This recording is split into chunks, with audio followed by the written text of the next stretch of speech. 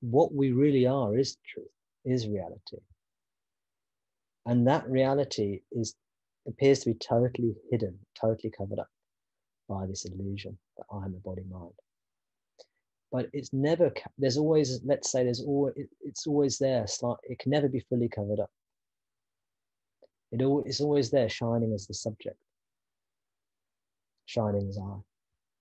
So when we examine what we are, because we are true that already, it reveals itself.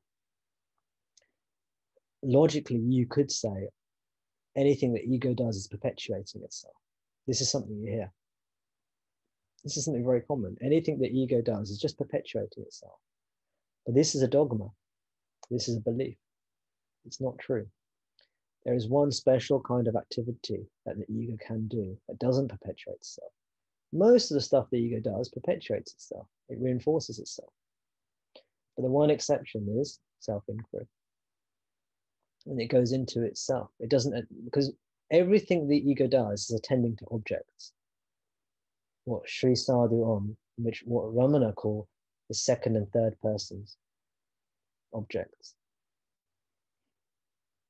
I think in Tamil, they don't use the phrase first, second, and third person as we do in the English language. In Tamil, they use the word first, second, and third place.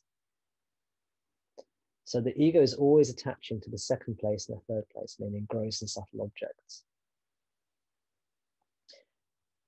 But there's a unique practice where it attends to itself, the first person, and it discovers what it is.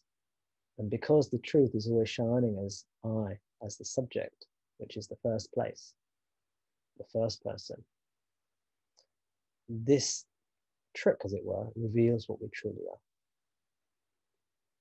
And there are many analogies that are given for this, and I've spoken about these before. But it's like it's like the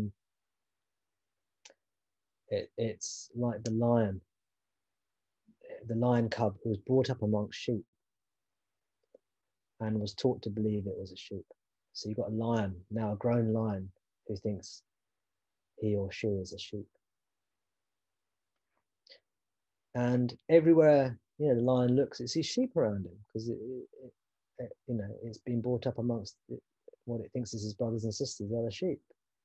So it just thinks it's a sheep, But it's when it looks at itself, and in the fable, it's when another lion leads the deluded lion, who thinks it's a sheep, towards a lake, and the lion is encouraged to look at its own reflection in the lake. It realizes, oh, I'm a lion, and it roars the roar of liberation, of freedom. It was always a lion, but only through looking at itself did it, in this case, in the mirror of the teaching, which is the lake. The guru reflects the truth to us.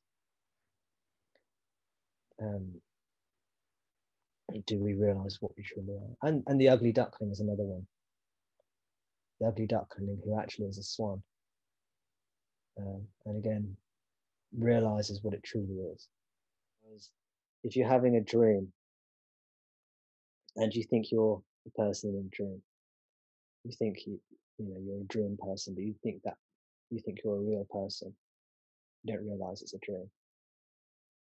And in the dream, you come across a lion, and the lion roars so ferociously loud it scares you and shocks you, and you wake up from your dream. So the lion is a part of the dream. It's part of the illusion that wakes you up from the illusion. And this is a bit like how the teacher and teaching work. They're a part of the illusion that wake you up from the illusion. So we could say, if you're trying to teach this dream character to wake up, you might say, go to the jungle, you'll meet the teacher who looks like a lion.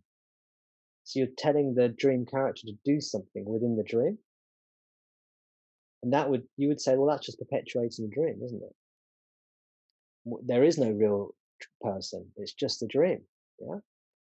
But within the story of the dream, you can send them to this teacher, and then the teacher roars, this lion, roars at them, and they wake up.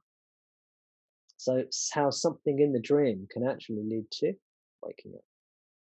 It's just an analogy. Um, yeah. And so these different analogies reveal different aspects of how the teaching works. Obviously, none of these analogies are watertight or airtight. They're not 100% representative, but they each illuminate a part of how the teaching works.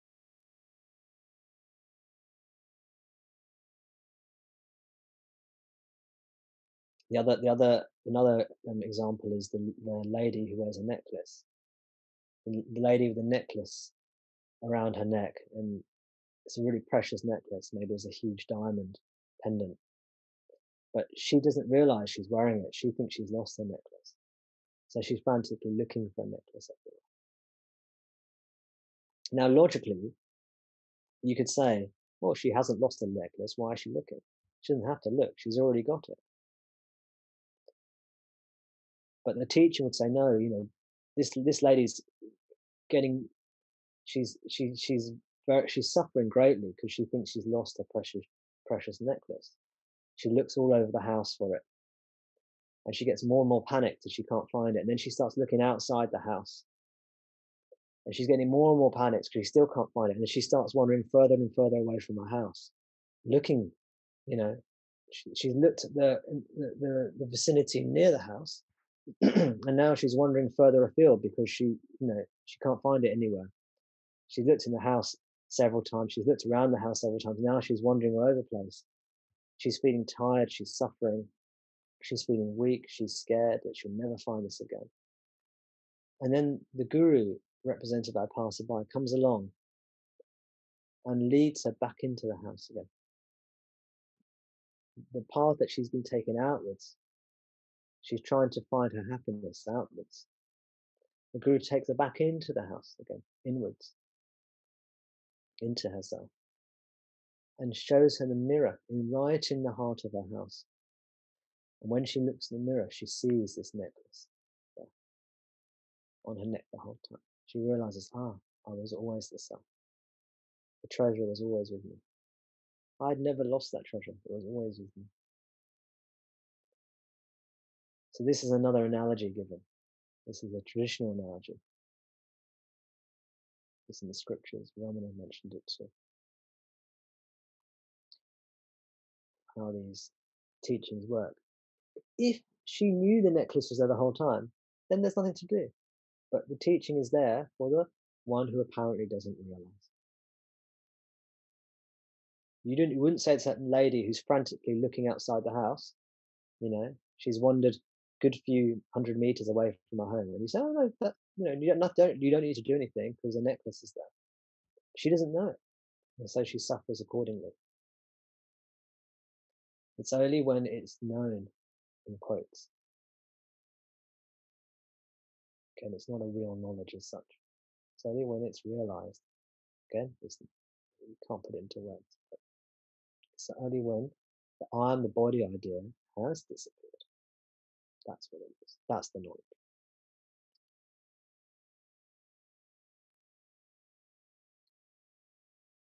So there's a flawed teaching out there, which is that you are already the self. This is already one. And therefore, you don't need to do anything. You don't need to practice. You don't need to do anything because you're already one. And the danger with that is that if you take the woman with the necklace analogy, you just leave her frantically searching for the necklace. You say, oh, well, this is all oneness already. This is just the manifestation of oneness, and suffering is just a manifestation of the oneness, and the seeking is just a manifestation of the oneness. And this person is left there. You need to go back into the home and see what you are, know yourself.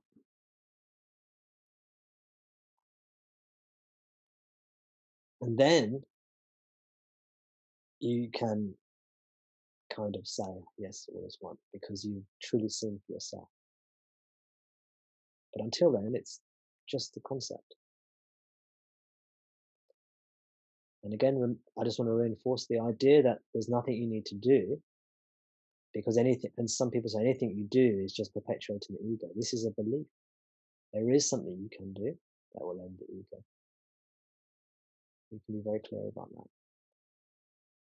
And it's, ironically, it's not a doing, it's a being, which is a not a doing. But when people say there's nothing you can do, what often happens, they just carry on doing. What you have to do is stop doing and turn within and abide as being. And initially, that's something you start off doing, and then it becomes being.